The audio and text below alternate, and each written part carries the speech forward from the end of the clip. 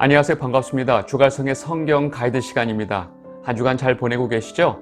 네, 오늘서부터 마태복음을 좀 살펴보도록 하겠습니다. 신약 성경의 제일 첫 번째 책인 만큼 이 마태복음은 복음서로서 너무나 중요한 내용이 많이 있습니다. 제가 지난 시간에 이 사복음서를 간략하게 설명할 때 비교적 이 마태복음은 제가 간략하게 설명했습니다. 그 이유가 오늘서부터 이렇게 마태복음을 좀 자세히 보려고 제가 그렇게 했습니다. 제가 지난 시간에 간략히 말씀을 드렸지만 마태복음은 예수님의 제자 세리 마태가 유대인들을 대상으로 쓴 복음서입니다.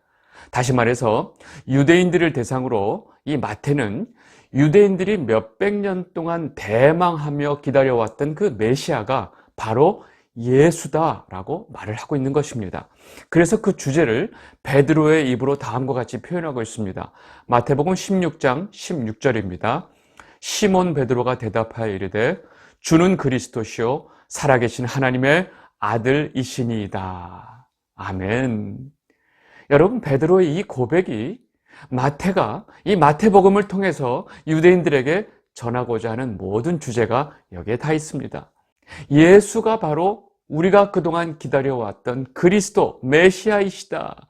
그리고 그가 바로 살아계신 하나님의 아들입니다. 라는 것을 말하고 있는 것이 바로 마태복음의 핵심입니다. 우리가 이 마태복음을 좀 자세히 이해하기 위해서는 마태가 복음서를 쓸 당시 그 기존의 유대인들 사고 속에 있었던 메시아관을 좀 알아야 합니다.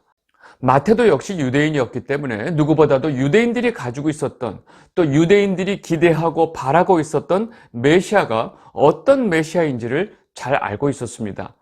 그런데 기존의 유대인들이 가지고 있었던 이 메시아에 대한 기대와 선입견, 이러한 모든 모습과 실제 예수님의 모습은 너무나도 차이가 많았습니다.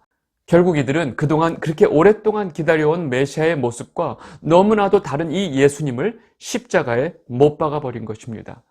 그래서 마태는 더욱더 이 구약 성경을 통해서 유대인들의 이 잘못된 메시아관을 바로잡고 예수님께서 구약 내내 하나님께서 우리에게 약속해 주셨던, 언약해 주셨던 바로 그 메시아의 모든 조건을 가지고 계신 분임을 아주 강력하게 이 마태복음을 통해서 증거하고 있는 것입니다. 유대인들은 이사야 때부터 거의 700년 동안 이어져 내려온 이 메시아 사상을 가지고 있었습니다. 유대인들은 그 메시아가 나타나면 그동안 역사 속에서 자신들을 괴롭혀왔던 바벨론이나 로마 같은 이 거대 제국을 자신들이 땅에서 몰아내고 세계 제1의 유대인 국가를 세우게 될 것이라고 기대하고 있었습니다. 다시 말해서 이들이 정말로 기대하고 바라고 있었던 메시아는 엄청난 강력한 힘을 가지고 있었던 어떤 정치적인 영웅이었던 것입니다. 그리고 유대인들에게 메시아는 자신들이 바라는 이런 나라의 독립뿐만 아니라 각 개인들, 자신들이 일상의 삶 속에서 각 개인이 가지고 있었던 모든 바램들을 다 이루어주는 메시아였던 것입니다. 이러한 잘못된 메시아관을 가지고 있었던 유대인들은 여기에 걸맞게 잘못된 천국관을 가지고 있었습니다. 유대인들에게 있어서 천국은 자신들의 모든 문제가 해결되고 이 땅에서 누리지 못했던 것들을 마음껏 누릴 수 있는 것이 바로 천국이었던 것입니다. 현재 이슬람에서 말하고 있는 천국이 바로 이런 천국입니다. 마태복음의 메시지는 이러한 유대인들의 잘못된 메시아관과 천국관을 바로잡고 십자가에 달려 돌아가시고 죽은 지 3일 만에 부활하신 그 예수님이 바로 하나님께서 우리에게 보내주신 메시아이시다라는 것을 증거하는 복음서라는 것입니다. 그래서 이 마태복음에 보면 예수님께서 천국 복음을 전하고 계십니다. 그리고 천국에 관한 많은 비유들을 말씀하고 계신 것을 우리가 볼 수 있습니다. 우리 마태복음 처음부터 한번 중요한 내용을 좀 점검을 좀 해보겠습니다. 마태복음에 제일 처음 나오는 내용은 바로 예수님의 혈통적인 족보를 보여주고 있습니다. 마태복음 1장 1절입니다. 아브라함과 다윗의 자손 예수 그리스도의 계보라. 아브라함과 다윗은 언약적인 관점에서 볼 때 구약에서 가장 중요한 인물들입니다. 그리고 아브라함과 다윗은 유대인들에게 있어서 가장 중요한 메시아의 혈통적인 조건이었습니다. 이렇게 마태는 예수님을 제일 처음 소개하면서 예수님께서 바로 우리들이 가지고 있었던 메시아의 가장 중요한 혈통적인 조건을 다 갖추고 계신 분이다라는 것을 지금 제일 처음서부터 설명을 하고 있는 것입니다. 그래서 마태는 예수님께서 아브라함과 다윗과 혈통적으로 어떻게 연결되어 있는지를 이 족보를 통해서 분명하게 설명을 하고 있는 것입니다. 이 족보는요, 14대로 단계별로 구분되어 있습니다. 족보를 자세히 보시면 아브라함서부터 다윗까지가 14대고 그 다음에 다윗서부터 바벨론 포로 갈 때까지가 14대입니다.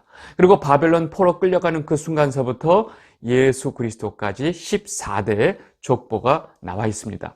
이 계보를 이렇게 각 단계별로 강조하기 위해서 14대씩 묶고 있는 것입니다. 그리고 이 바벨론 포로 사건은 하나님 나라의 역사에 있어서 굉장히 중요한 전환점이기 때문에 다윗과 그리스도 사이에 이렇게 바벨론 포로가 딱 껴있다는 것입니다. 그렇다면 왜 마태는 이렇게 각 단계를 14대 족보로 맞췄을까요? 여러분, 여기서 우리가 좀 알아야 될 게 뭐냐면 히브리어라는 언어는요, 그 자음 자체가 또 하나의 숫자의 역할로도 사용이 됩니다. 예를 들어서 기억은 1이고 니은은 2고 디귿은 3이고 이런 식으로 지금 자음 자체가 또 하나의 숫자로도 역할을 한다는 것입니다. 그래서 다윗이란 이름을 숫자로 바꾸면 14가 됩니다. 마태는 정확하게 어떤 의도를 가지고 이렇게 14대 족보로 표현을 한 것입니다. 다시 말해서 예수님께서 혈통적으로 다윗의 자손인 것을 이렇게 14대 표현된 족보로 강조하고 있다는 것입니다. 마태복음 1장에서는 이렇게 예수님의 족보를 정확하게 설명을 하고 나서 2장부터는 마태가 동방박사들이 찾아와서 탄생하신 예수님을 경배하는 이 사건을 설명하고 있습니다. 마태복음 2장 1절에서 2절입니다. 헤롯 왕 때에 예수께서 유다 베들레헴에서 나심에 동방으로부터 박사들이 예루살렘에 이르러 말하되 유대인의 왕으로 나시니가 어디 계시냐? 우리가 동방에서 그의 별을 보고 그에게 경배하러 왔노라 하니. 그 동방나라가 어딘지 알 수 없습니다. 그런데 하여간 동방의 어떤 나라들인지 먼 나라에서 박사들이 이 별의 움직임을 보고 이 땅에 나신 유대인의 왕을 경배하러 왔노라 한 것입니다. 여러분, 그들이 이 별의 징조를 따라서 유대인의 왕의 탄생을 축하러 온 하나의 사절단이었습니다. 여러분, 이것은 마치 다윗의 아들 솔로몬의 왕이 이방 나라들의 그 예방을 받았던 것을 연상하게 합니다. 예수님은 다윗의 후손으로서 하나님 나라를 일으키실 메시아였기 때문에 다윗의 후손 가운데 가장 영화로운 삶을 살았던 솔로몬의 시대의 영광을 지금 받고 계신 것을 이렇게 암시를 하고 있는 것입니다. 여러분, 헤롯 왕은 여러분들이 잘 알다시피 에돔 족속입니다. 혈통적으로 헤롯은 절대로 유대인의 왕이 될 수 없는 사람이었습니다. 그런데 이 로마의 힘을 입고 지금 유대인의 왕자리를 차지하고 있었던 것입니다. 유대인들이 혈통에 대해서 굉장히 중요하게 여기고 있다는 것을 헤롯 왕은 누구보다도 잘 알고 있었습니다. 그리고 자기 자신이 혈통적으로 이들에게 온전한 왕의 자격이 없다는 것을 알고 있었기 때문에 헤롯 왕은 스스로 굉장히 열등감을 느끼고 이에 대해서 굉장한 불안감을 느끼고 있었습니다. 그런데 어느 날 동방에서 온 박사들이 유대인의 왕이 나셨는데 우리가 별을 보고 지금 왔다. 그리고 우리가 그를 경배하러 왔다라는 소식을 전해줍니다. 여러분, 이러한 소식이 헤롯 왕에게 어떻게 느껴졌을까요? 이 헤롯 왕에게는요, 너무나 큰 사건이고 자신의 왕권에 대한 엄청난 위기감을 느끼면서 이 불안감이 최고조로 달했을 것입니다. 이러한 헤롯 왕의 상황을 마태복음은 다음과 같이 표현합니다.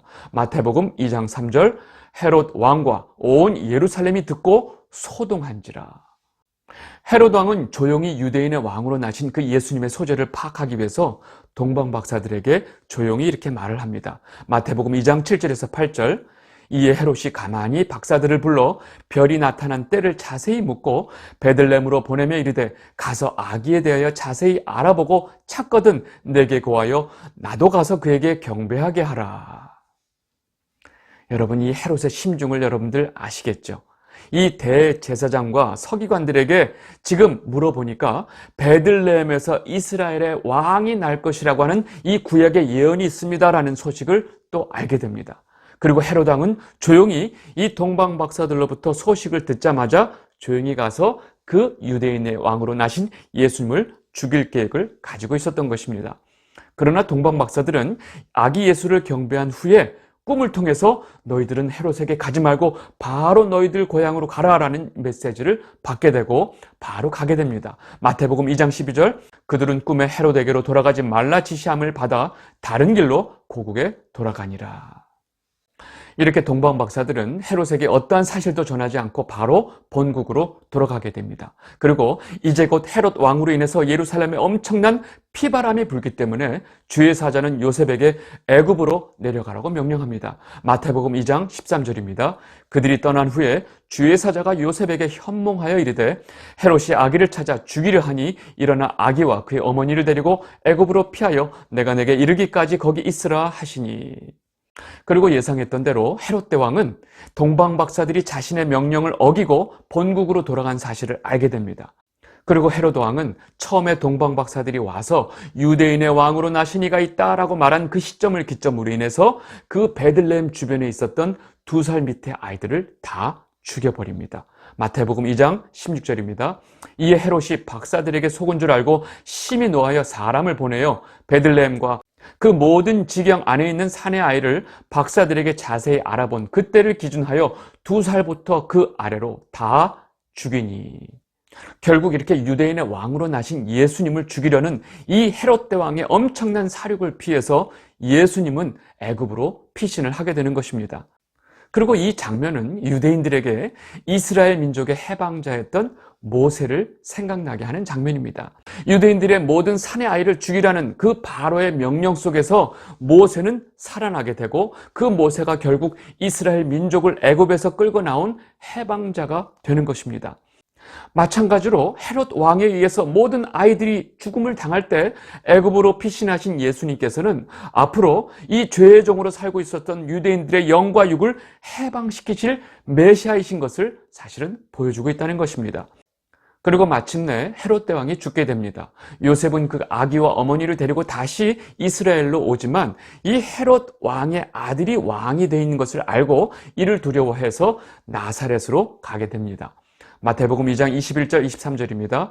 요셉이 일어나 아기와 그의 어머니를 데리고 이스라엘 땅으로 들어가니라. 그러나 아킬라오가 그의 아버지 헤롯을 이어 유대의 임금됨을 듣고 거기로 가기를 무서워하더니 꿈의 지시함을 받아 갈릴리 지방으로 떠나가 나사렛이란 동네에 가서 사니 이는 선지자로 하신 말씀에 나사렛 사람이라 칭하리라 하심을 이루려 함이로라. 이렇게 예수님은 베들레헴에서 태어나시지만 결국 애굽에 갔다가 온 이후에는 나사렛에서 자라게 되는 것입니다. 이렇게 마태복음 2장에서는 예수님의 탄생을 경배하러 오는 동방 박사의 이야기, 그리고 헤롯 때문에 이 예수님께서 애굽에 갔다 오시는 이야기가 나옵니다. 그리고 이어지는 마태복음 3장에서는 예수님의 길을 예비하는 세례 요한이 등장합니다. 마태는 정확하게 이 세례 요한의 모습을 설명하면서 이 세례 요한이 바로 말라기 선지자가 예언했던 바로 엘리야인 것을 설명하고 있습니다. 마태복음 3장 4절, 이 요한은 낙타털 옷을 입고 허리에 가죽띠를 띠고 음식은 메뚜기와 석청이었더라. 이러한 세례 요한의 모습은 유대인들에게 엘리야를 연상시키기에 충분했습니다. 이렇게 광야에서 외치는 소리였던 세례 요한에 대한 이야기를 하다가 결국 예수님께서 이 요한에게 세례받는 장면이 나옵니다. 마태복음 3장 16절에서 17절, 예수께서 세례를 받으시고 곧 물에서 올라오실새 하늘이 열리고 하나님의 성령이 비둘기같이 내려 자기 위에 임하심을 보시더니 하늘로부터 소리가 있어 말씀하시되 이는 내 사랑하는 아들이요 내 기뻐하는 자라 하시니라. 3장에서 이렇게 세례 요한에게 세례를 받으시는 예수님의 모습을 설명한 이후에 바로 이어지는 4장에서는 바로 예수님께서 광야에서 40일간 금식을 하시고 사단에게 시험을 받는 장면이 나옵니다. 여러분, 이렇게 예수님께서 광야에서 40일간 금식을 하시고 사단에게 시험을 받는 이 모습은 이스라엘 백성이 40년 동안 광야 생활을 통해서 시험을 받았던 이 역사적 사건들이 예수님의 삶에 그대로 재현이 되고 있다는 것을 보여주고 있습니다. 제가 지금 마태복음의 1장에서 4장까지 내용의 가장 중요한 포인트만, 중요한 내용만 몇 가지 지금 설명하고 왔습니다. 1장에서 4장까지의 중요한 내용을 간단하게 정리를 해보면 베들레헴에서 태어나신 예수님은 헤롯 때문에 애굽으로 가시죠. 그리고 애굽에서 다시 돌아오는 이야기가 나오고 이어지는 얘기는 바로 요한에게 세례를 받는 장면이 나옵니다. 세례를 받은 다음에 그 다음 나오는 이야기가 예수님께서 광야에서 40일간 금식하시고 마귀의 시험을 받는 장면이 이렇게 연결이 됩니다. 지금 마태가 설명하고 있는 이 예수님의 행적은 이스라엘 백성들이 애굽에 갔다가 400년 만에 다시 출애굽을 하고 출애굽한 이스라엘이 홍해를 건넌 다음에 40년의 광야 생활을 하게 되는 이 모든 역사를 다시금 재현하고 있다는 것을 보여주고 있는 것입니다. 이러한 이스라엘의 역사가 예수님 삶에 그대로 재현되고 있는 것을 지금 마태는 의도적으로 지금 보여주고 있는 것입니다. 여러분, 여기서 제가 한 가지 좀 부가적으로 설명을 해야 될 게 있는데, 제가 여러 번 말씀을 드렸지만 성경에서 출애굽한 이스라엘이 홍해를 건너는 사건을 상징하는 것이 세례라고 제가 여러 번 말씀을 드렸습니다. 고린도전서 10장 1절에서 2절입니다. 형제들아, 나는 너희가 알지 못하기를 원하지 아니하노니 우리 조상들이 다 구름 아래 있고 바다 가운데로 지나며 모세에게 속하여 다 구름과 바다에서 세례를 받고. 여러분, 지금 이스라엘 백성들이 모세에 속하여 구름과 바다에서 세례를 받고 지금 이 홍해 사건을 상징하고 있는 것이 바로 세례라는 것입니다. 그래서 모세와 같은 이 해방자이신 예수님께서 세례 요한에게 세례를 받는 장면이 나온 다음에 바로 4장의 내용이 예수님께서 광야에서 40일 금식을 하시면서 사단의 시험을 받는 장면이 연결되는 것입니다. 이것은 이스라엘 백성들이 출애굽을 하고 난 다음에 홍해를 건너고 나서 이어지는 40년의 광야 생활이 예수님의 삶에 그대로 재현되고 있다는 것을 지금 보여주고 있다는 것입니다. 그렇다면 왜 마태는 예수님의 삶이 이렇게 이스라엘의 역사를 재현하고 있다는 것을 설명하고 있을까요?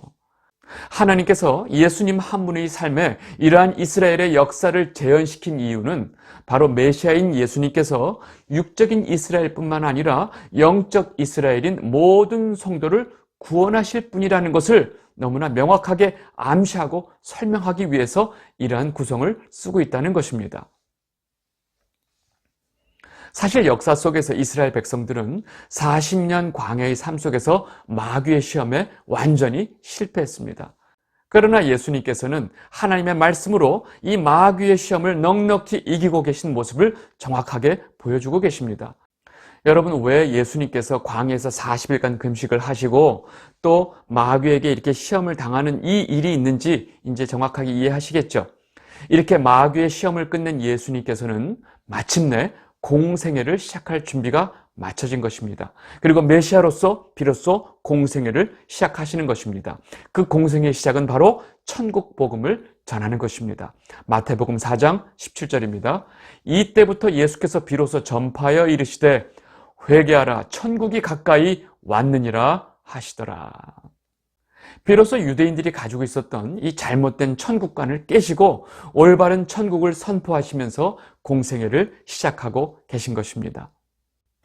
이 영상을 보고 계신 주갈성 성도 여러분, 잘못된 메시아관과 천국관을 가지고 있었던 유대인들이 정작 하나님께서 보내신 메시아이신 예수님을 십자가에 못 박았습니다. 만약 우리도 예수님에 대해서 또 예수님의 복음에 대해서 잘못 알고 있다면 우리는 날마다 예수님을 다시금 십자가에 못 박을 수 있다는 사실입니다. 그렇다면 2000년 전에 예수님께서 십자가에서 이루신 그 구원의 모든 사역을 완전히 헛된 일로 만들 수 있다는 것입니다. 그래서 우리는 성경 말씀을 통해서 예수 그리스도의 복음을 정확하게 알아야 되고 정말로 우리가 소망해야 될 천국이 어떤 곳인지 정확하고 바르게 알아야 한다는 것입니다. 혹시나 여러분들도 예수 그리스도의 복음에 대해서 또 복에 대해서 천국에 대해서 잘못 알고 계신 부분이 있었다면 이번 마태복음의 말씀을 통해서 다시금 바르게 알게 되시는 기회가 되시기를 진심으로 바랍니다. 오늘 마태복음 첫 번째 시간은 여기서 마무리하도록 하겠습니다. 감사합니다.